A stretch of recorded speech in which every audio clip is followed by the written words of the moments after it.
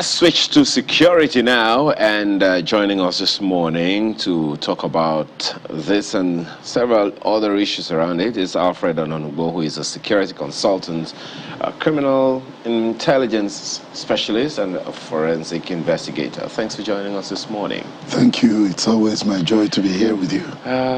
Well, so many things have been happening. I don't even know where to begin right now.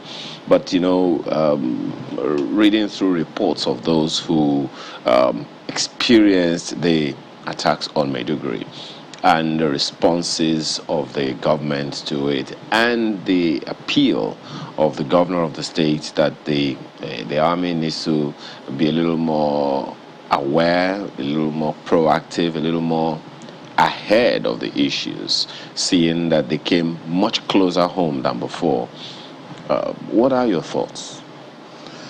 Thank you very much. Let me first condole with the families of those that were killed at that attack, and also the state and people of Borno. Of course, Nigerians in general. So far, it seems that from the records of the army, as far as the army is concerned, there was no fatality in that attack.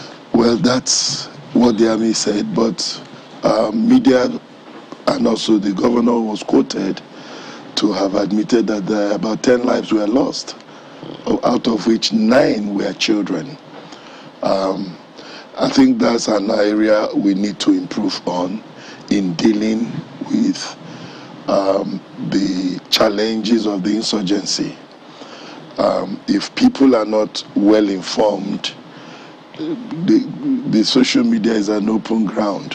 They create information and people cannot be kept. You know, gone are the days when the official channel of educating and enlightening the people was just the government spokesperson.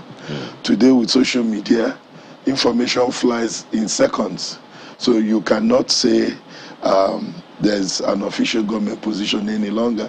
It used to obtain in the past when there were limitations on open source intelligence. And I think that's one area we might be looking at, encouraging the government to make some adjustments. But information out there shows that lives were lost, and I sincerely want to condole with those families. Well, that's one way to look at it. Another way to look at it is to even wonder how this happened in the first place. I mean, you're a forensic investigator. In terms of getting ahead of the issues, or even trying to resolve it, what are the things that you would be looking for? What are the things that you would expect the authorities to take a look at? I mean, look at some of the pictures that we saw on the screen, and I'm sure that they will still come on again. I also recalled one of the reports read, you know, that one of the people who said he just heard a loud noise and he went out and he concluded, as far as he's concerned, it was a mortal bomb, whatever that means. So in terms of at least unraveling what exactly happened, what are the things you would recommend? Look at these pictures. What are the things you would recommend that the authorities should be looking at? Perhaps one would say that the crime scene has already been tampered with? I've always maintained that our intelligence platforms should be a very serious concern to us as a nation. And there must be concerted effort to build the structures for intelligence gathering. The world, like I said, have moved on. There are certain things that cannot happen in certain places because of the kind of infrastructure, security infrastructure they've deployed to check the flow of threats. And that is a very serious thing. Now, when you look at it from a conventional perspective, the army seems to have made inroads in pushing back the insurgents or the terrorists, because for them to revert to engagement in the dimension they've gone to now shows that they can no longer move freely around. The era of using human beings as transmitting devices are gone. We don't record, a lot of suicide bombing experiences anymore in this whole insurgency. So it also shows that they've also upgraded. They've moved from using human shield or human vehicles for attacks to acquiring sophisticated weapons that has the capacity to engage the government and the soldiers from vantage positions. So we need to look at the structure of our intelligence gathering, because that is what will determine the performance of the men on ground. If they don't have intelligence, if they don't have any way of gathering information, it will be a big challenge on their planning. Now, what intelligence gathering does is that it helps the government, it helps the army to understand the activities of the insurgents and plan effectively on how to meet them on their ground and neutralize them. So there is a need to review our intelligence structures. We also need to know what are their challenges. One thing is to identify that we're having problem with intelligence gathering. Another thing is to know what exactly are their problems, are there conflicts, are there challenges, are there issues that has impeded on their capacity to get to places at the right time, get the right information. So these are things that... there's some, my apologies for butting in. Some of these issues are not unknown to the authorities. For instance, we've had cases where, I mean, even some, images that circulated all over the place, that the topography of some of these areas make it difficult for security personnel to move around, for their vehicles to move around. And there are a lot of ungoverned, parts of the country and all of that. So one wonders if these are known to us, and these are some of the vulnerabilities that we have, what then can be done? This is 2021, and the deployment of unmanned aerial vehicles, UAVs, has become a common strategy in intelligence gathering. We also have the open source intelligence gathering, which helps, because you see, one of the things the terrorists want to do is to also send messages out. They needed to publish their activities. They want to gain endorsements from their groups, and they also need the social media platform. They are on the internet. They have websites. So through open source intelligence, we can harvest information that will be very critical, very useful. We don't need to be in those dangerous terrains.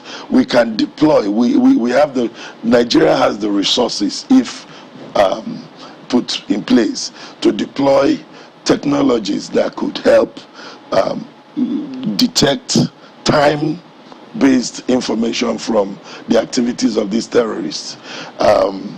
I'm aware that some years back we made effort at launching a satellite in the orbit. Now, we need these equipment today, we need these technologies today, because it's not everywhere you send human beings.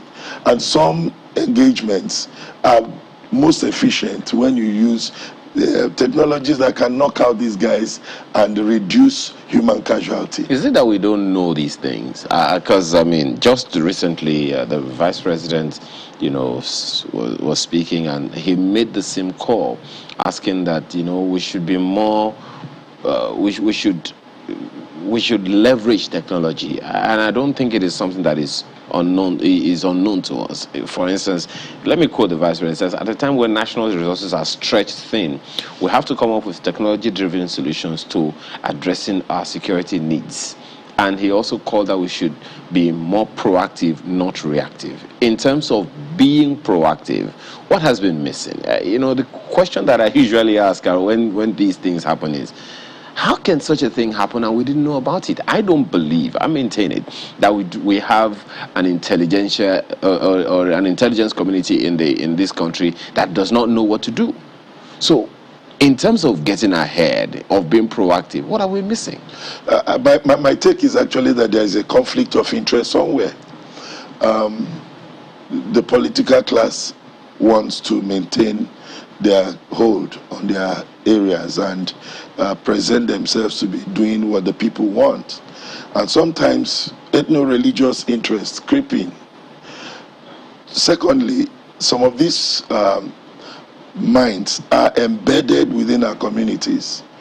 They are part of our social and community, structures.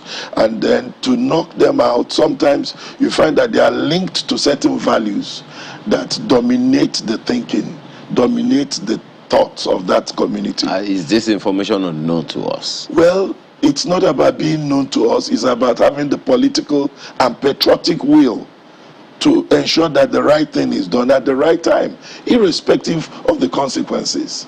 But for a politician, he thinks about the next election. He thinks about, 2023. So you see more politics at play here than... Definitely. Oh dear. We have a big issue with our political class. We lack the political leaders of yesteryears who were driven by vision, passion, and discipline. People who came to give. They were using their resources to serve the people. We've left that era totally. We are looking at benefactors from a kind of challenge system. Okay. That's why we talk about, which is not part of this discussion today, the consequence of corruption, in a state. So you see a nexus among all these issues joined together. Extremely, okay. Yes. Well, there's another perspective to this conversation, and it's happening in Abuja. Markwe. Thank you, Ayo. We have with us this morning Commander Manu Yagda, who is a retired Navy Commodore. He's a member of the Presidential Think Tank on Defense and Security, and also the Chairman Foundation for Civilian Peace in Nigeria. You're welcome to Sunrise Daily this morning, Commander. Thank you very much, except that you are not hearing from the microphone. No, it's fine. As long as you can hear me, it's fine. Yeah. So let's get the conversation started. A few incidents have happened in recent times that have, caused, I don't want to say, let's say it is called for some concern, among stakeholders. We know about the ongoing insurgency in the Northeast. Some progress has been made to the extent that the governor is now trying to empty the camps, the IDP camps, and saying people can go back to their communities. I mean, there have been cases where people have been empowered and asked to return back to their original communities, or at least to stay within Maiduguri, but just leave the camps. And the governor is also saying that NGOs should not give any humanitarian assistance to these people anymore. However, the explosions which rocked Maiduguri 2 days ago, 3 days ago, threatened to destabilize all of the progress that seems to have been made. Where would you say we are with regards to returning peace and quiet to the Northeast region, especially Maiduguri? Thank you very much. First and foremost, I would like to clear some air on what happened in Maiduguri about 2-3 days ago. Actually, it was an RPG that was fired by the insurgents into 1004. And mark you, that was not the only place. They fired it at Jemtilo, where military people keep security. Then they fired it on the other side of Auno. Now, the one of 1,000 housing estates, which landed into the housing estate, where we have some casualties. You see, these insurgents, each time military claims that they have degraded insurgents to a certain level, in order to register their presence, they normally come closer to the town and then fire their RPG and then go back. That's one thing. Another thing is, each time these people, they want to show their presence, when they fire their RPG in a particular direction, meanwhile, they have their own tacticians. They try to enter Maiduguri. Enter Maiduguri, not to capture Maiduguri, not to do anything, but their intention is to register their presence. There are 3 areas where they normally enter Maiduguri. Number one, they enter through Muna. The other come from Dushman, or they enter through Jidari, Polo Estates. Those are the 2 major areas where they normally enter. That side of the Auno, that's the Jemtilo side. Because it is banned by military, they don't normally enter that side. They normally attack through that side if they want to transfer their logistics from northern Borno to southern Borno. That's what they normally inform us. So what happened in Maiduguri 3 days ago, it is not something new.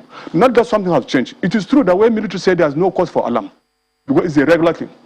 So there's nothing special about the presence of Boko Haram. Now, there's one thing. Somebody says that the insurgents are getting closer to Maiduguri. Just before you say that, when the military says there's no cause for alarm, there's no cause for alarm. But yeah. if they are firing, because these places which you are talking about, yes. they are new settlements. They are the places where the government has recently built up, so that people can go and stay there. 1,000 houses is not a new settlement. It was built since during Ali Modi Sharif's time. But people live there. Yeah, people live there. But it's not a new settlement. People live there. So if people live there and they are firing into the places that people live, isn't that frightening? No, it's right. It's very it's frightening because at least we have some casualties. It is frightening. But what I'm saying is, the way people put it as if there's a new trend of attack on Maiduguri. No. Firing of RCB into the town, it has been a regular thing. Since the time when they... Because let me tell you something. The insurgent we have in the northeast, it is not the insurgent we were having between 2010 to 2015. Because between 2010 to 2015, there was a contest, territorial contest in the area. But now, after 2015, from 2016 to date, they have jettisoned the idea of territorial contest. They just want to register their presence in Maiduguri, I mean in the northeast, and then they have turned it into commercial venture. So that is what is going on. How do they profit from that? Okay. I will tell you something. Before Shekau faction, ISWAP faction, which is Al-Barnawi, brought out from Shekau faction. What ISWAP is doing, they try to buy the minds of the populace. Now, how do you see? Asking how do they make money? Any area that's controlled by ISWAP, the people in that area, they pay tax. If you are moving with a vehicle, they have their checkpoint in the bush. If you are moving with a vehicle, they stop you. If you are not a military man, you are not a government worker, you are not this thing, they will not touch you. Only pay tax and then pass. But if you are a military man or government function or NYS or something, they will arrest you. And now if I tell you the areas they control in the northeast, in Borno in particular, you'll be surprised. Because if you leave Biu, you are going to Maiduguri. As soon as you reach one village, they call it Mandara Ground.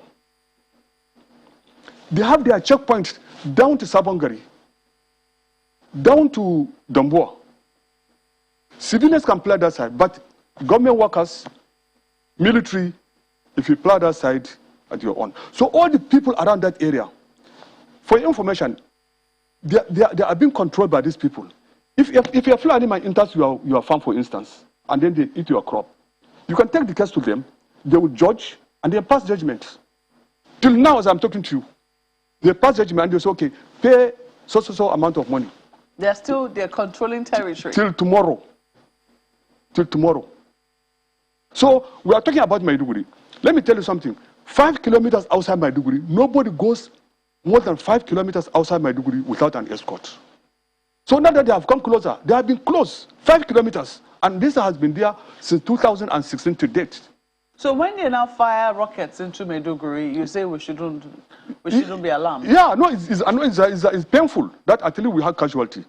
But we see when somebody gets alarmed, you think maybe whether the insurgency is escalating or is increasing. No, it is not. They only register their presence. And for your information, as Christmas is coming now, we'll start experiencing a lot of attacks into Maiduguri, just to register their presence.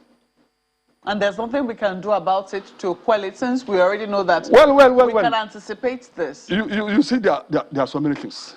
But now you want to take me into another area.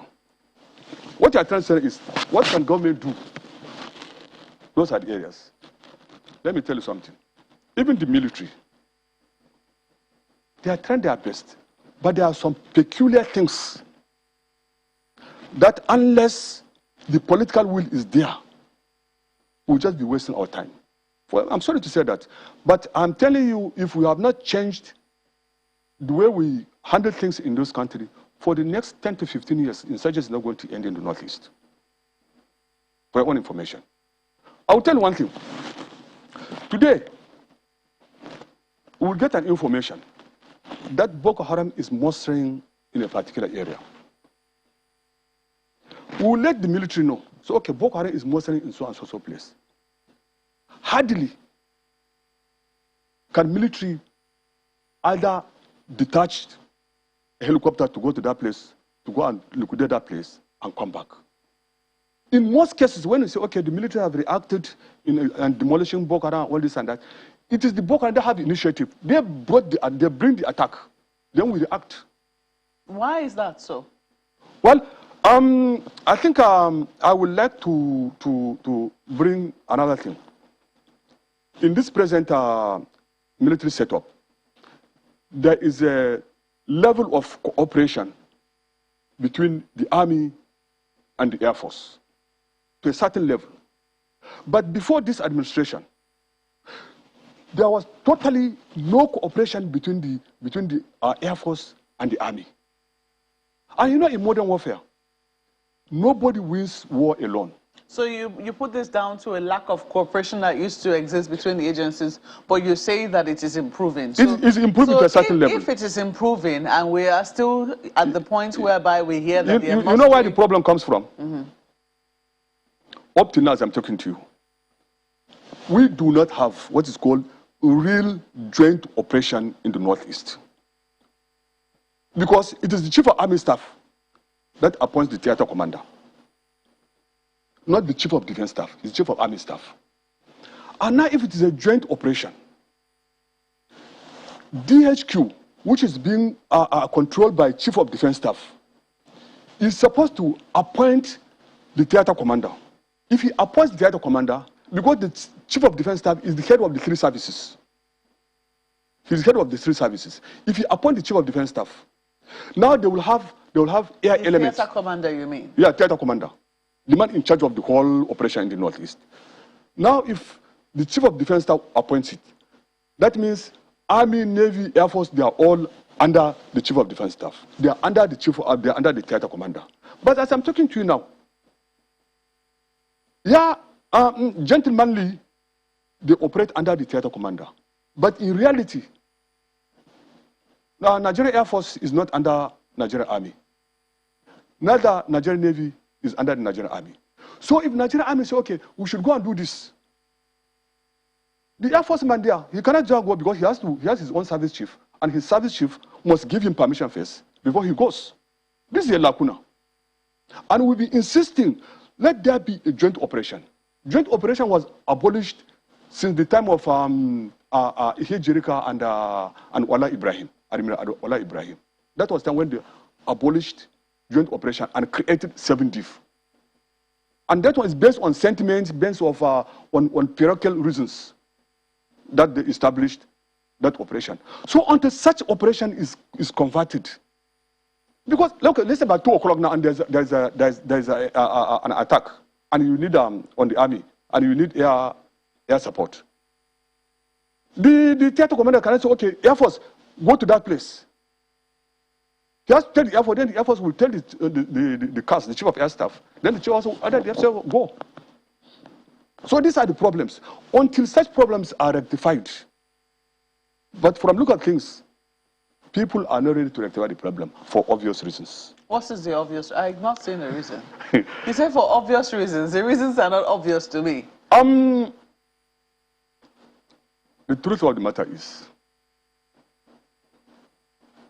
ego is always there. Political will is always there. Because today, if I were to be the Minister of Defense, the first thing I will do is to structure the armed forces as a Minister of Defense. I will remove that operation from the Nigerian Army and then hand over to Chief of Defense Staff. In that case, if there's any lopsidedness, if anything happens, I know who to hold. But now, the operation is under the Nigerian Army. And there's an attack on army formation. If Nigerian Army calls for air support, and maybe they didn't get it on time and it resulted into casualty, who do you hold responsible? You cannot hold the Nigerian Air Force. You cannot hold the Nigerian Air Force because either nobody told them or they were given the information late. But if they are under the theater commander directly, immediately there is a report. The theater commander will just give operation without taking permission from the Chief of Army Staff. Isn't that going to be problematic? Because some people believe that, I mean, what you're saying for a number of people might be far-fetched, but, it's a reality. There have been questions as to why, the DHQ is not as coordinating as it ought to be. It's not playing that coordination role which it ought to be played. But some people have also spoken about the rank of who the theater commander will Exactly. be. Isn't that going to be a bit problematic? No. Will he be of the same rank as, say, the Chief of Army Staff and the Chief of Air Staff? And yeah, exactly. This is one of the reasons. I will tell you one typical example. Assuming the Air Force officer in charge of the Northeast is a vice AVM, Air Vice Marshal, and then the theater commander is a Major General.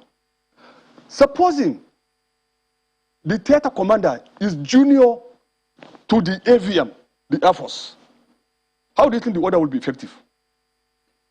I can't take order from my junior just like that. Yeah, gentlemen, yes, but I cannot take order from my junior. But if it's under the DHQ, DHQ will appoint the theater commander based on rank. But the Nigerian Army can change the theater commander at any time he feels like the former regime. Some of them 6 months they will change them. And by the time you appoint a senior Air Force officer in that place, then immediately they change the theater commander to a Major General who is junior to the officer. He can't give him order. So these are the things. We want everything to move under the Chief of Defense Staff. And the three, I mean, there's a theater command which you say yes, the Army is currently in charge of, but the three services cannot appoint their own individual, leaders to jointly cooperate with the Army in the operation. They can appoint. They do appoint. But what I'm telling you now is, assuming now, let me just paint a picture. Assuming the theater commander, the present theater commander. Because there has to be a leader. There has to be an overall leader. Assuming the theater commander now is a regular 56, let's say for example. And then Air Force and Navy say, okay, since the theater commander is regular 56, let them appoint regular 57 or 58 in the Army, in the Air Force and the Navy. He's there. But at any time, the Chief of Army Staff likes, he can change that Major General because he's in charge. And he brings somebody that is junior to those people. Must Air Force start looking for this to change their appointments? Because everybody has his own appointment organogram. It's a problem. It's a problem. So until such a time, such problems are corrected, we continue to have a problem in the Northeast. Wow. Let's quickly flip this to Lagos now and see what reactions my colleague has from our guests in the studios there. Ayo. It's interesting that I'm not a guest on this program because there are so many questions buzzing in my head. I'm pretty sure the same for Mr. Ononubu here. First of all, your reactions to some of the things that you've heard. You can see that he's talking from experience, and that's true. There's a protocol, and if you breach that operational protocol, you create other problems. And I think that's what he's emphasizing on. How significant is that in the fight against this insurgency? Well, you see, the military operates a chain of command, and that's a fact. Seniority is seniority, and something makes you a senior. Experience, responsibilities, and of course, that's what determines the ranking. Plus, also, you are a year of joining the service. However, we come back to being patriotic. We come back to accepting the fact that we have threats that's overwhelming, that is bringing the entire country down. Economically, we are suffering. Socially, we are dying. And look at the menace of COVID. With all these threats, there's little we can expect to happen. No matter the magic the government, waves around. So it's a very critical issue, and I will crave the indulgence of the Minister of Defense to take this in and let them process it and come out with something. That could just be one part of solving the problem.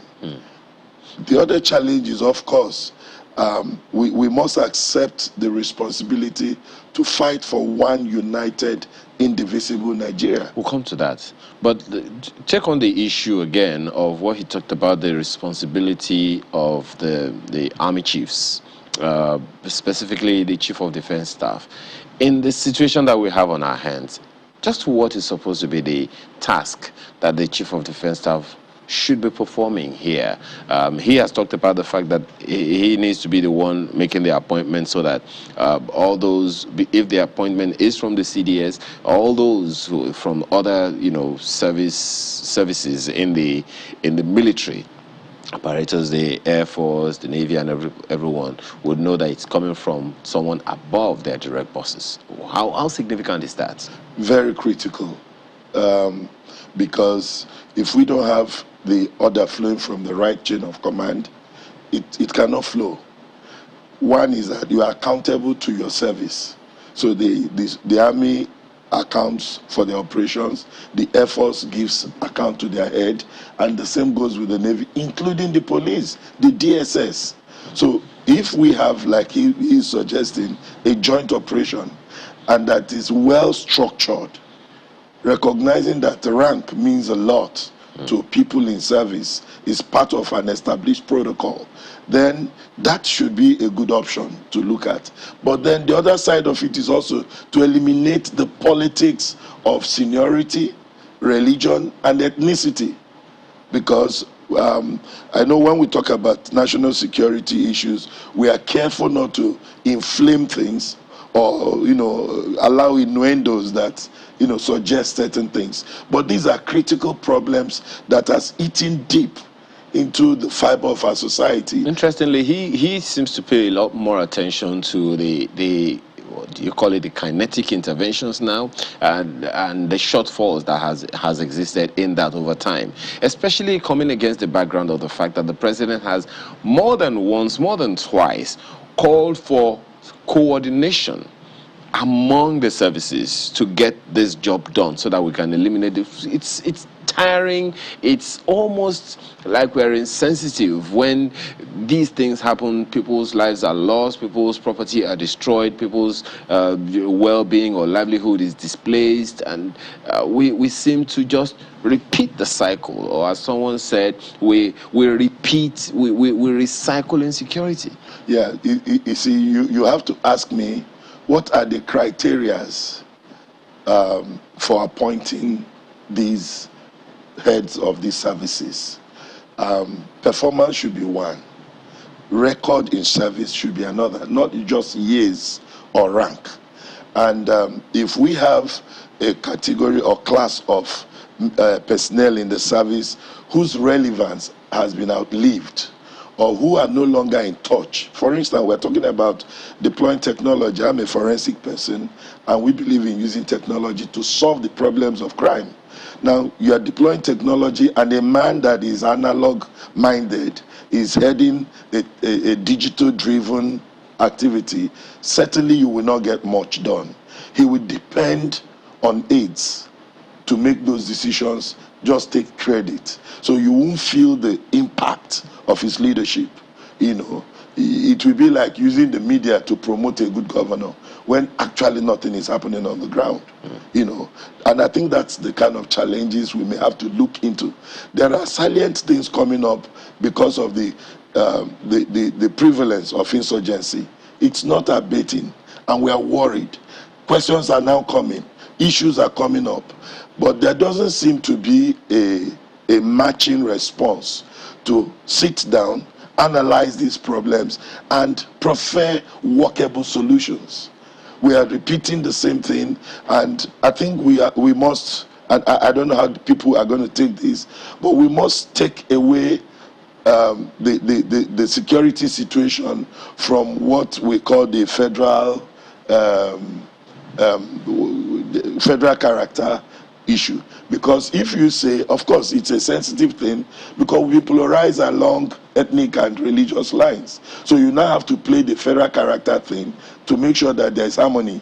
But if we are making appointment based on merit, based on choices that these guys have done this in the past, they've been in these assignments, and these were the results they produced, we're going to see merit-driven service. We're also going to see discipline because the person driving that project knows that a lot is at stake. And this is about over 200 million Nigerians that must be kept safe. This is about the future of our children that must be secured. So he works for the future, not for the past, not to make a name and not to see opportunity to make extra income. These are things that we may not need to look at. And if we have, for instance, the DSS, I don't know what other establishment, because in each service they have their intelligence arm that filters the role, the records, the performance track records of every personnel. They should activate this system and make sure that they are credible, so that I don't favor a friend, I don't favor someone that will remember me and take care of me when he gets there. Speak to the issue he raised also about ego playing a role. He talked about political will, and you've talked about the salience of seniority in the military hierarchy and all of that. Juxtaposing that seniority and all of those things with patriotism and the call by the president, again I mention it, for coordination among the services. Where is the nexus? You've called out the Minister of Defense also to get ahead of the issue. What should he be doing, especially factoring this issue facts in? I think the Minister of Defense certainly might be handicapped because it's a national issue. Our perception of patriotism in the country has gone down so badly. Even if he's going to make that decision, you will see people tell him, you don't do this, you do that. There are silent things that happen inside the system that doesn't come out. But they play out because if we have to deal with ego, yes, if I'm your senior, I'm your senior. But if I'm an incompetent senior, your seniority is useless. So if you are not shown the way out because somebody wants to keep you in a system where you are no longer productive, then we are harming that system. We are destroying that system. Who is going to do the sifting? Whose job is it to do the sifting? The President of the Federal Republic of Nigeria. Well, he's the one that's been calling. Commander-in-Chief. He's the one that's been calling for coordination. He has a national security advisor who is half of his brain when it comes to security matters.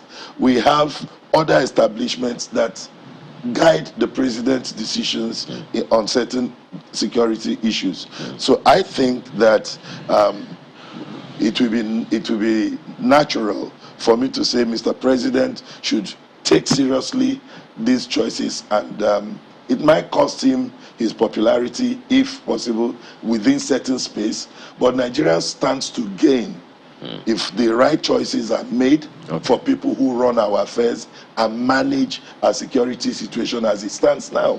We need an emergency and we cannot wait anymore. Well, interestingly, the president in May set up some committee to ensure that they face that one and hopefully ensure that coordination as well. And let's hope they are at work and able to get ahead of these kinds of things. Alfred Ononugbo, security consultant, forensic investigator, thank you so much for your time this morning. It's always my pleasure. Thank you very much. Over to you, Markwe. Well, Commander, we're still with you, and even though the incident in the Northeast is one of them, there have also been concerns along the Abuja-Kaduna road, and as people will be traveling in this season, I think that, they want to travel in peace. They want to experience some tranquility while they travel. So what are your thoughts in terms of how we can ensure that there's security on our roads? Okay. Thank you very much. The issue of insecurity along Nigerian roads, I will still push the blame back to the government, not to the security agencies. To the government? To the government. Specifically? Specifically, not to the security agency. Why? Let me tell you something. If I were to be Mr. President today, I will call all the service chiefs, the Inspector General of Police, DGSS, Interior, call all of them. Say, okay, the issue of insecurity along our roads must be stopped. Number one, are these criminals more trained than the security agencies in Nigeria? The answer is capital no. Do they have money more than Nigerian government? The answer is no. Do they have more people more than the security agencies in Nigeria? The answer is no. Do they have more support from international connection more than the Nigerian government? The answer is no. Then why should you allow these riffraffs to hold this country to ransom? I'm sure the president has asked that question. No, but not asking the question. You can ask the question. We've seen him summon them to the villa many times. I'm coming to that. Okay. Forget about the question he asked. I said if I were to be him, and let's take for and if something happens between Abuja to Kaduna, like what happened last week, I will tell the service chiefs, I'm giving you guys 48 hours to get these people arrested. If you don't get these people arrested, I will deal with you. If Mr. President fire the IGP, fire either the DGSS or the service chiefs who are supposed to be in charge of that thing, and then bring in new people, and then this service chiefs, you keep them under arrest. The people that you are going to bring them newly, you will see how they'll stop. But in this country, you commit offense, you do something, and nobody talks to you, so you go there and then relax. I'm telling you, if there's a political will, give this country 6 to 9 months, there will be nothing like insurgency, nothing like kidnapping, nothing like banditry in Nigeria. Well, you're a member of this presidential... You're a member of the presidential think tank. You see, your own advice. Your own, we have done our constitutional responsibility. We give advice. You're putting up but it is not mandatory that the CNC will take your advice. That's one thing. So these are two things. But have you put up advice that he's taken? Of course. We have written it several times. Several times. By the time you fire the service chiefs, 1, 2, 3, the people that you are bringing them new, you see how they will sit up. They will bounce on their immediate juniors. Their immediate juniors will bounce on their subordinates. And you see what will happen in this country. But in this country, we commit offense and nobody talks to you. You go back, by the time they kidnap some people on the road, as the Inspector General of Police or the services, you go and say, okay, you people should go on operation, and you just relax in your house. Whether they get the people, whether they get, nothing happens to them because they know that nobody's going to fire them. All the service chiefs, they are Mr. President appointees. He hired them, he can fire them at any time he likes. Well, we'll wait to see what other resolutions will be coming out from the presidential think tank. We have to thank you so much for coming on. Yeah, I have something very important to say. I'm sorry, Commander, we're totally out of time. I wish we could take some more, sadly. Well, we hope to have you another time. Thank you so much for coming on Sunrise Elite this morning. Commander Manu Yagda is a retired Navy commander and also a member of the presidential think tank on defense and security and chairman Foundation for Civilian Peace in Nigeria. Thank you so much for coming on Sunrise Elite this morning. It's an honor to be here. Well, that's all we'll have to leave you for this segment. We're going to be turning our attention to something also equally important. Please stay with us.